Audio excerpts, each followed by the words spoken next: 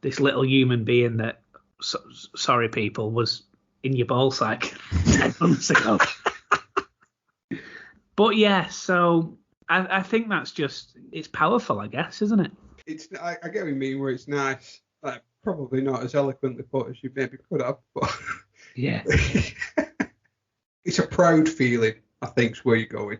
She could have been in a sock. She could have been in a sock.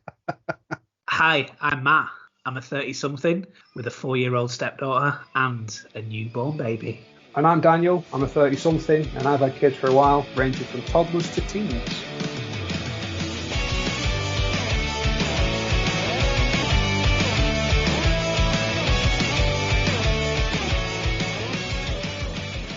Welcome back, everyone, to another episode of Ramblings of Dad Men. I'm Dan, and once again, as always, joined by my good friend Matt. How are you, buddy? Hello, I'm very well. How are you? Good, yeah. Feels like I blinked, and the last time I blinked, we were recording. Honestly, I feel exactly the same. Like, just so everyone knows, obviously we have a 10-20 minutes beforehand before we have a plan about what we're going to talk about, and we're both like, this week's been a bit rubbish, hasn't it? I guess that's what you get for the first week back in work, I guess, isn't it? Yeah. I mean, that's literally all I've done this week because, as most people, gone back to work. And that's just sort of consumed my life again. I think the highlight of my entire week was, and this is how shit it's been, we took the dog to the groomers. Wow. The dog got a haircut. There you go, everyone. Big news, front of the paper, all that shit. What sorted after the youngest kid. In fairness, I think you've done more than me. I went on a long walk to give Becky a bit of a break from the child that was screaming. So Robin will not fall asleep unless she's on you or moving in a pram at the minute. And just to clarify, is that me as in me, or as in you as in just a person? You as in the royal we, yeah. A human being. However, Becky is far more comfy than I am. So, yeah, just to give her a slight break, we went out for a 2-hour walk, and that's about it. Wow. It really is, yeah. We are literally scraping the barrel. Sorry, folks. Yeah, sorry, guys. We'll try and rob a bank or something and bring you something a little bit more interesting. Yeah, we'll go on a booze cruise next week, Carl. To be fair, I think if you did, though, all you do is just go to bed early every night because you've got the opportunity to go to sleep. Do you know what? A funny thing, when we go on to recommendations later on, I'll talk to you about this series that we've been watching, jumping on a bandwagon. But we were like, should we do it? Should we be rebels? Should we be really naughty? And the naughtiest thing we've done all week is on a school night, stop up after midnight watching a last episode of a series. Wow. We live in the high life now. Oddly enough, me and Becca are actually having this conversation today. And I can almost pinpoint when this happened to me. She actually said, when did we become our parents? We started appreciating the small things, like you said, a good meal, an early night, and started using a lot of the same shit that our parents used to say. I fucking go mad if people walk around the house and leave lights on and leave doors open. Oh, were you that person? Yeah, just because I'm paying the fucking heating bills, and I don't know about you, but fucking gas and electric is expensive right now. Well, I'm going to let you into a little secret. Becky sorts all that out. She just tells me how much I need to give her every month. Well, so that will keep going up because gas and electric is fucking broken right now. Yeah, I've heard this. The supplier that we're on is quite a good little supplier, actually. You have to put your meter readings in every month, so there's not any of these stupid estimates. I remember getting stung with an estimate bill once, and it was an absolute joke. But there was just no way of fighting it because I don't know about you, I have no idea how to understand an electric or gas bill. Yeah, does anybody? Yeah, of course. Yeah, normal people who actually pay bills, unlike you.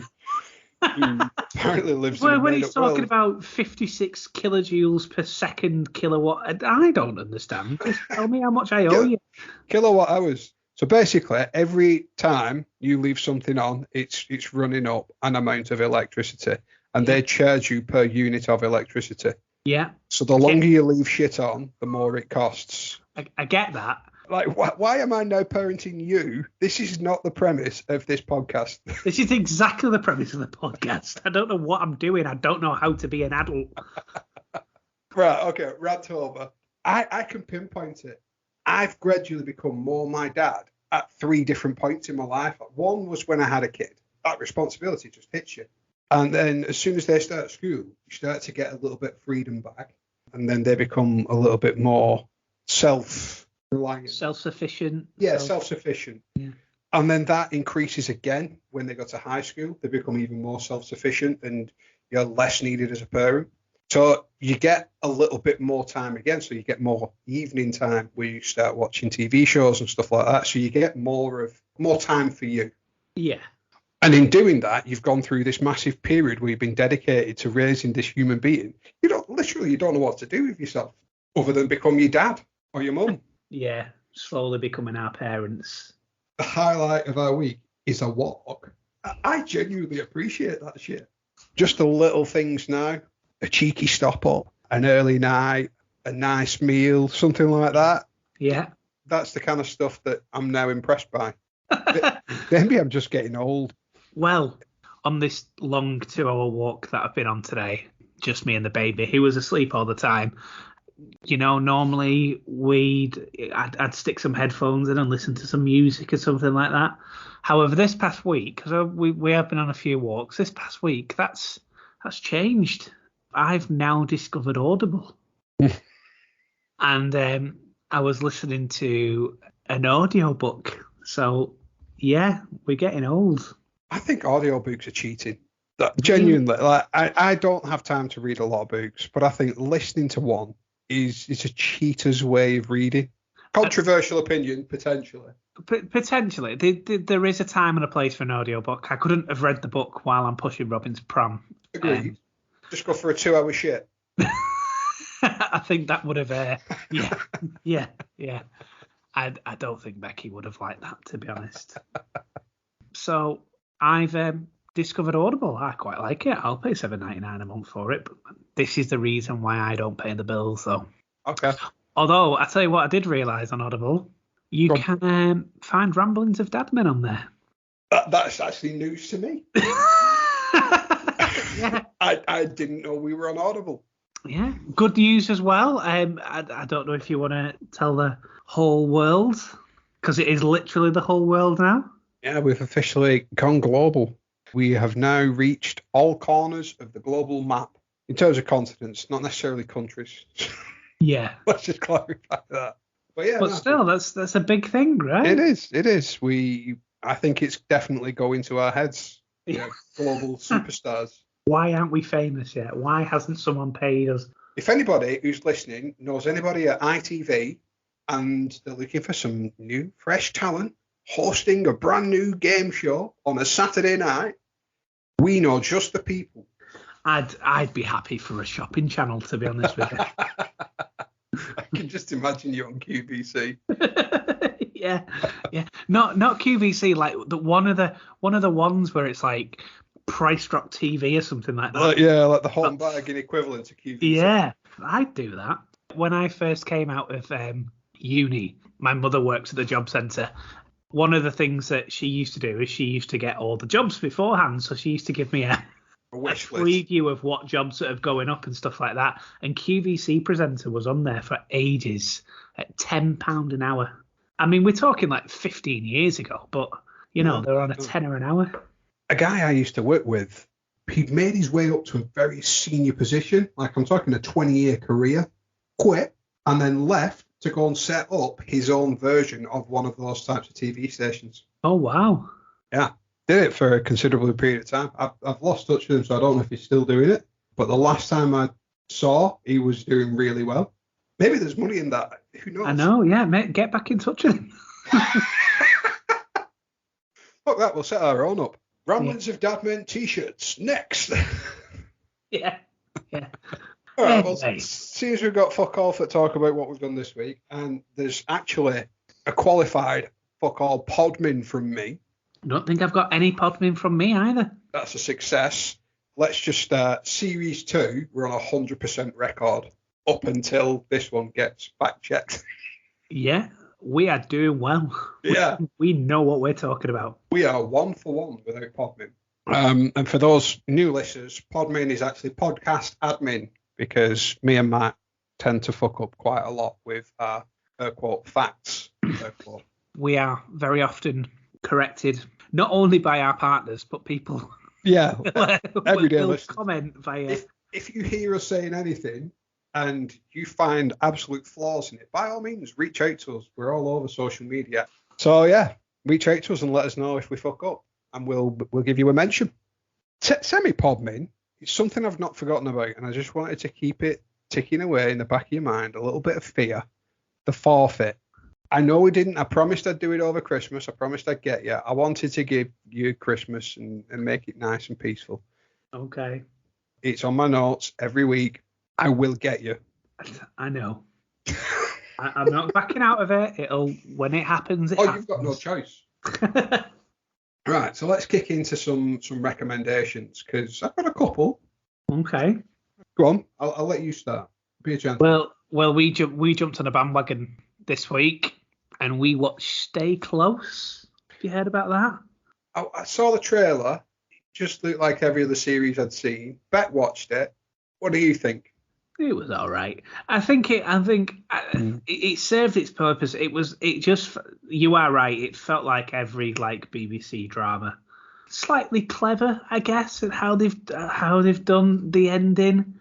A few little twists and turns, but nothing that was majorly unpredictable. It was okay, but it definitely did grip. It didn't grip me into the point where I wanted to see what happened straight away. However, that's the episode that we did stay up to watch the last episode, just to say we just want to get it over and done with now, and regretted it. Yeah. But no, it was pretty good. It wasn't. I don't get the hype, but it was all right. You've not watched it yet, have you? No, I watched the trailer, and she asked me if we were going to watch it together, and I thought, I'm not bothered. Like, you watch it, and I'll go and watch something else, like Ozark or something like that. So yeah, similar feedback. She said she sort of didn't get it towards the back end of it, and then it was just a bit of a weekend. It was okay. Okay. In terms of me, as I said, I've been cracking my way through Ozark. Dexter's definitely getting to the pinnacle of it now. I think we've got one more episode which comes out next weekend. Looking for. Actually, no. It's on over the next couple of days, and that's the conclusion of this series of Dexter. It's getting good. He's sort of backed himself into a little bit of a corner now. I made a prediction to bet what I think the ending's going to be, so we'll see if I'm right or wrong next week. I'm not going to spoil it just in case nobody's watched it up to this point. They're planning on binging it, like all the series really. It's just getting to that point where it's back end of the series starting to get good again. Oh, okay, cool. Same with Ozark. That's sort of building up to. I'm probably going to watch Ozark more than I'm going to watch Dexter. However, I will. Like I say, I'm so far behind on Dexter. I'm like literally 15 years behind or whatever it is. But there's a lot. Yeah. There's a lot to watch. And then we pretty much sort of completed Netflix. Like, it was like, right, should we watch this? No, I've seen it. Do you want to watch this? No, I tried watching it. It was boring. So we started watching a Jimmy Carr. One of his new thing, yeah. I loved it. And then we decided to watch the last episode of Afterlife Series 2, because Series 3 comes out this week. Yes, it does. It launches on Friday, so we will finish that on Friday. Yeah, you'll just... They're only like 20-odd minute episodes. Yeah. So it's only going to be a couple of hours just to smash all that in. Friday night, Saturday night, whatever, we'll work through that. I suppose the real recommendation for me this week comes in the shape of food. Food? Buy local. So we normally, well, not normally, so occasionally we'll get a steak or something like that. A nice, again, linking back to that original point, we just started appreciating dining in and just having a nice meal every so often. So when Beck's doing a weekly food shop, she'll go and buy some steaks and nice veg, and I'll make them, and that's our Saturday meal. As opposed to going out for a meal, we'll go in for a meal. Yeah, absolutely. but we normally buy it from the supermarket. And this week, I sort of made the executive decision that rather than just doing that and throwing money at one of the big six supermarkets, we'd actually go to a proper butcher's. I went to the butcher's and sort of acquired a couple of steaks from there. It just tasted nicer. And I think it was nicer on the whole, knowing that you're supporting sort of a local business as well as it actually genuinely tasting nicer and being a bigger piece of meat than you would get in a supermarket. Yeah, So I know what you mean. Yeah, if you've got the ability or the option to, definitely support your local greengrocer, your local butcher. Don't get me wrong, they're probably making an absolute killing. I don't think they're finding any hard times at the minute. I remember living in Manchester, and there was these butchers that we used to go to, and I always had that thing that, oh, it's really nice, support your local thing. And then it was like a couple of weeks later when I found out that they're actually the supplier for Almost Famous, the hamburger place in Manchester. Oh, wow. So Okay. It's like they're doing pretty well. Yeah. Used to see Bez from the Happy Mondays there all the time. But yeah. All right, mate, what am I doing in here? Wait. I just want some meat, mate. Have Right. you managed to get any more through Vikings, or have you just been... No. Busy living.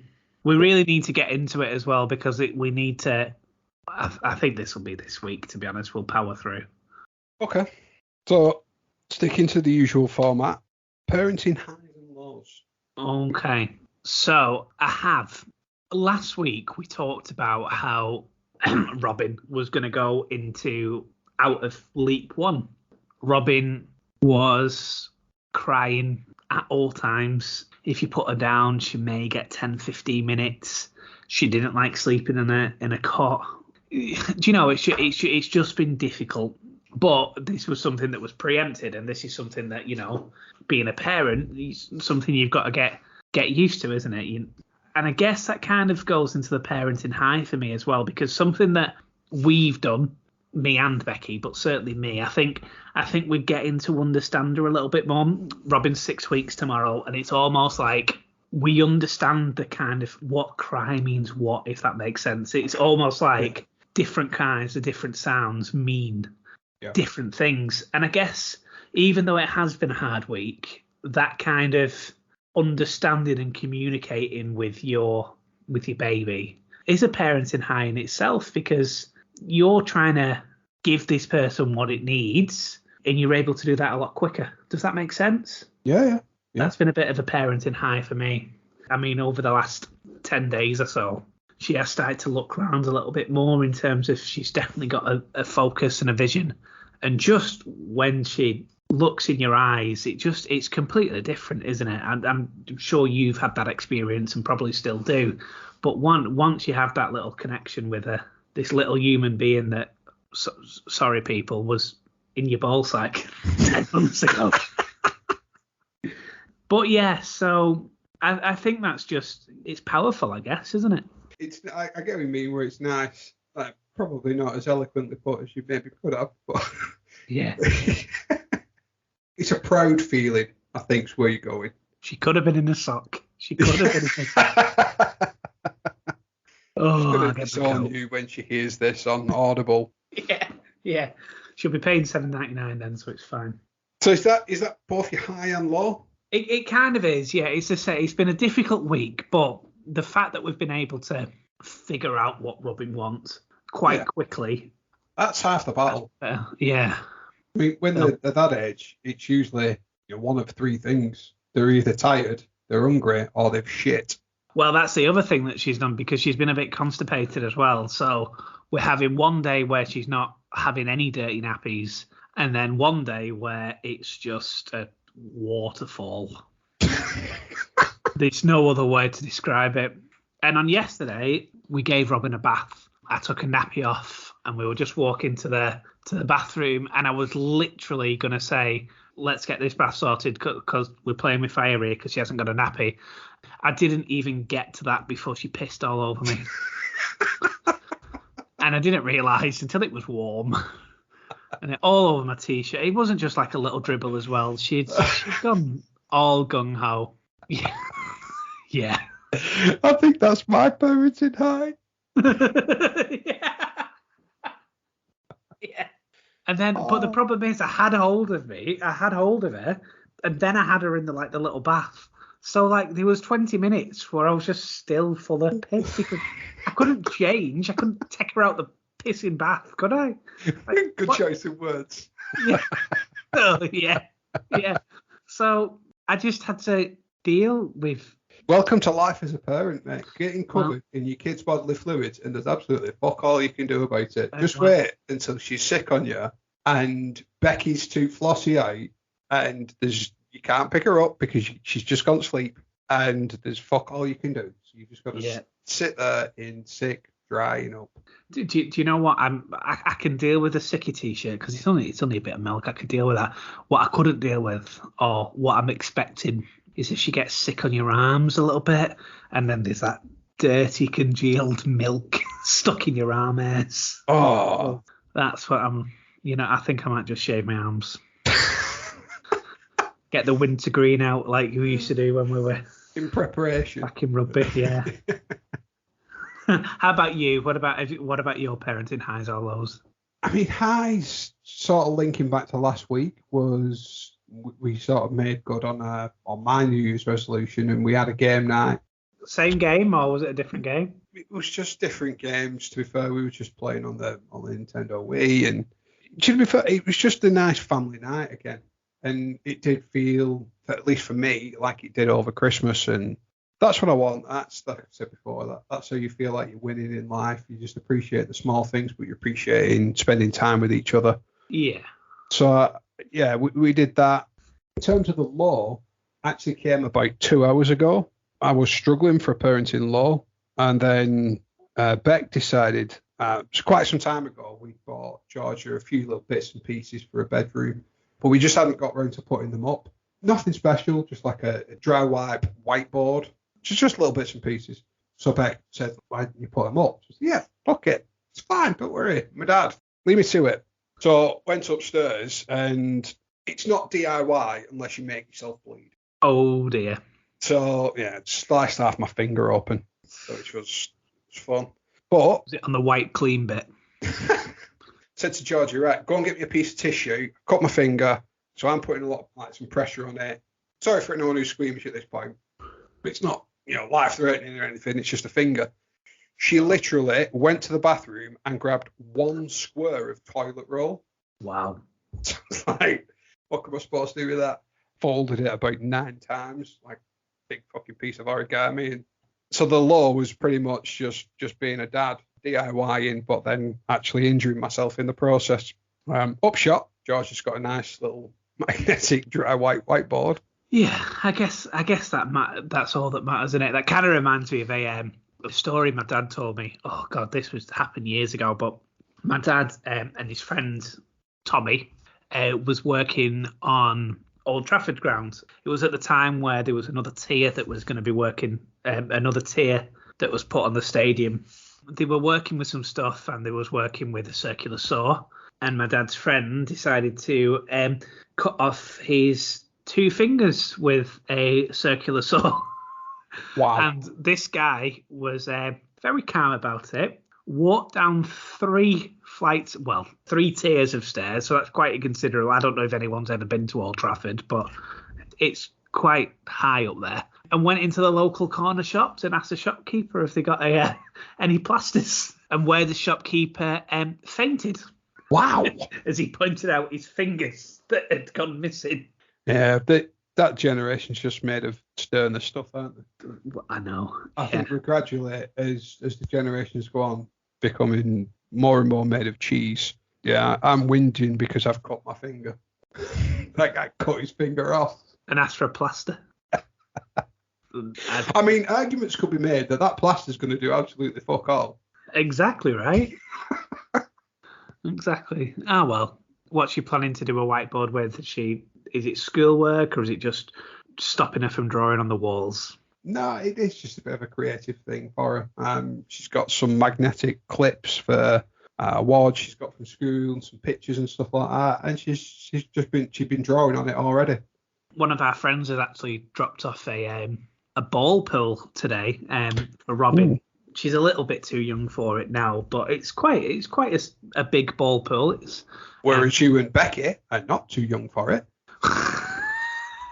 Funny story. I used to work in a respite centre a couple of years ago. They had a sensory room with a massive ball pool, and centre was closed 10 till 3, and that's where I did a lot of my work in that time. Sometimes I just worked in the ball pool. If it was a particularly stressful day, I went in the centre room and worked in the ball pool. Had a great time. I mean, that's the ideal job, really, isn't it? What do you do for a living? I am 35 years old. What do you do for a living? Well, I work in the soft play area. Okay. Well, yeah.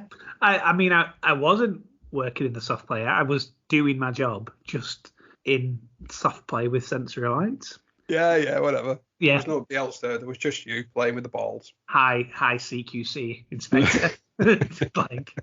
But yeah, so we've got the ball pool. Flossie's at her dad's this weekend, so she hasn't seen it. I suspect Flossie will be in that by 3 minutes after school tomorrow. Like, she will come home and she will jump on it. I don't blame her. You've seen our house. We've rearranged the living room a little bit, and it does now place centerfold in our living room. So wow. I would assume that there's going to be balls all over the place forever now. I mean, they'll just tease it up perfectly if they say there's balls all over the room every night in your house. Oh? No. Not yet. No.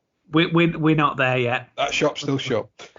It is closed for business. Oddly enough, that links to something that I was reading earlier on today, actually. So I was just sort of looking for things we could talk about and whatnot.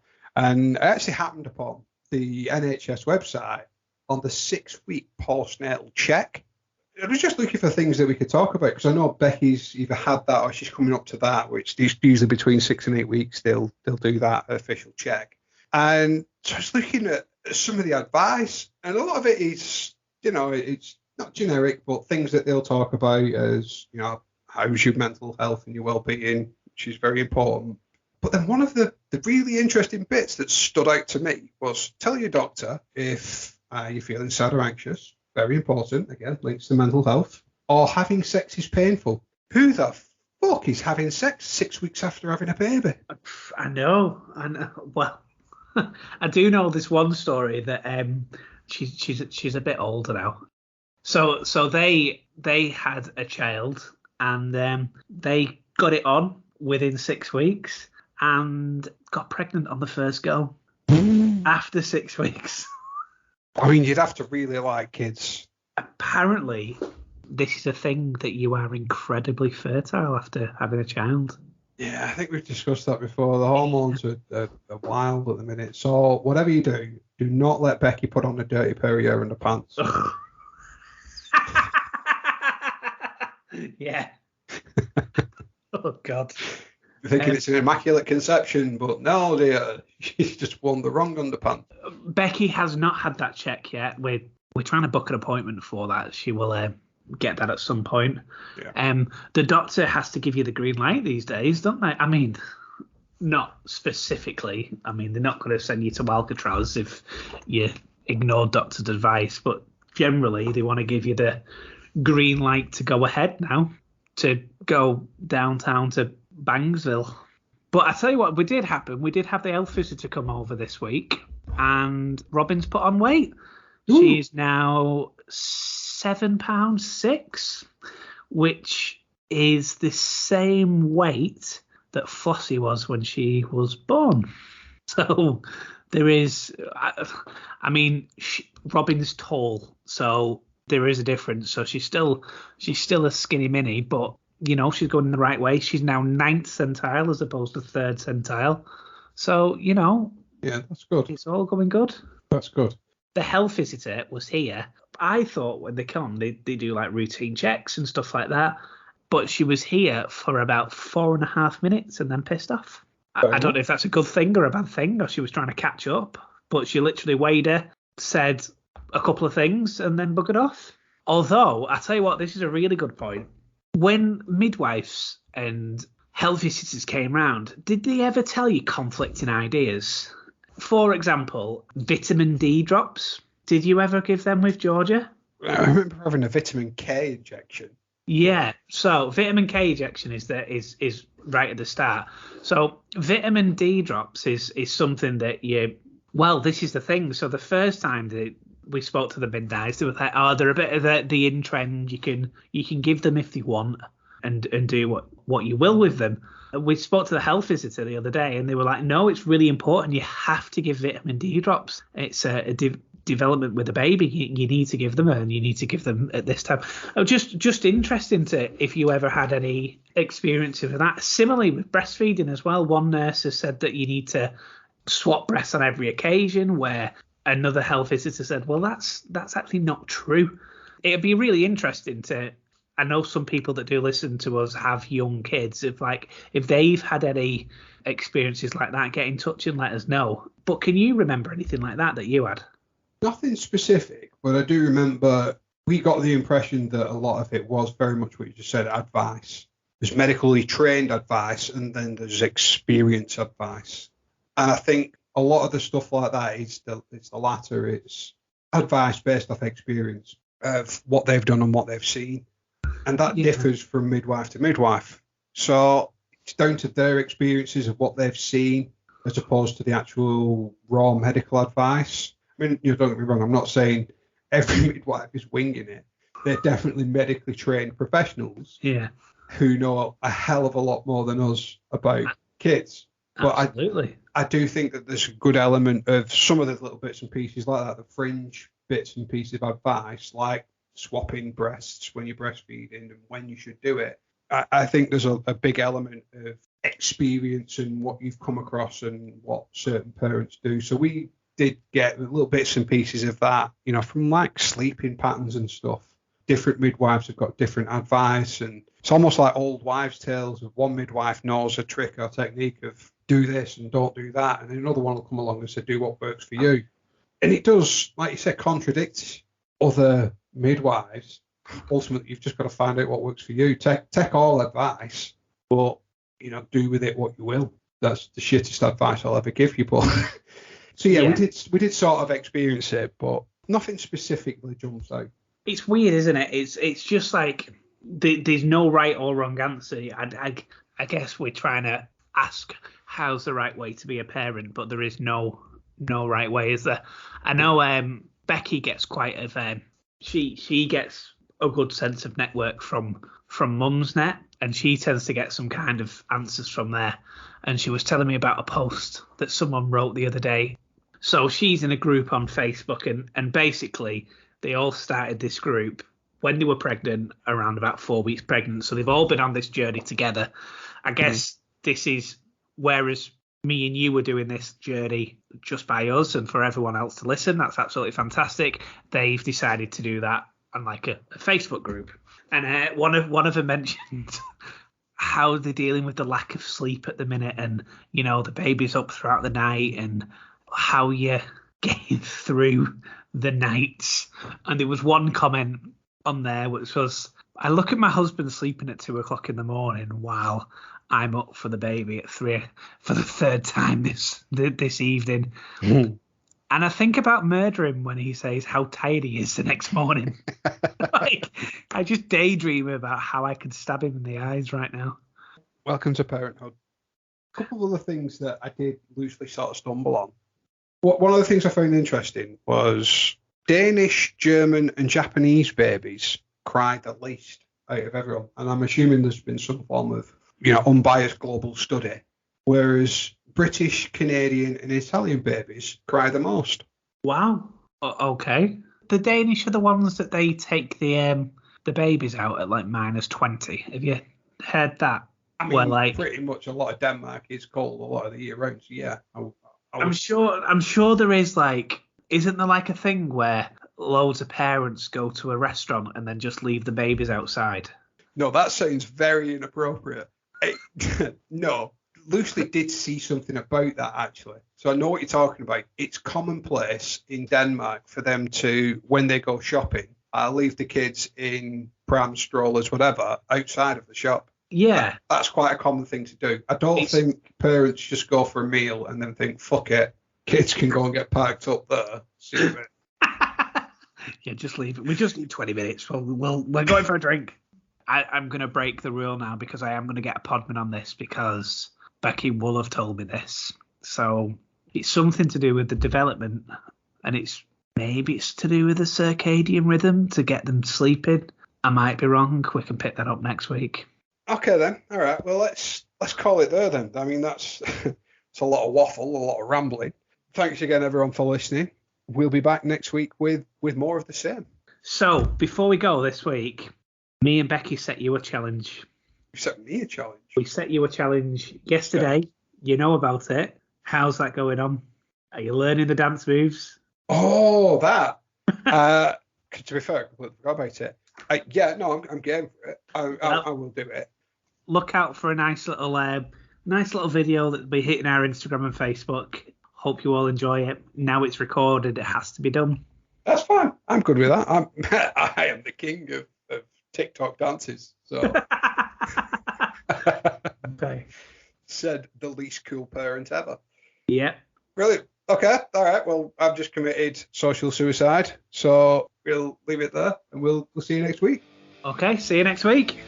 Ta-da.